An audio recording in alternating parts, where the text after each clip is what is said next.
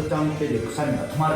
2番、柚子胡椒に胡椒は入っていない。3、商品名に〇〇ジュースと書いているのは果汁 100% の商品だけ。4、スプーンを逆さまにして使うと甘みが 30% 増す。1番。あ、聞いてほしいんでしょ。これか。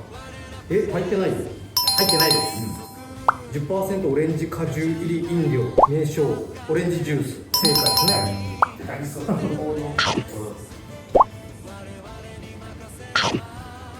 そうなんですよ。何を見てるか。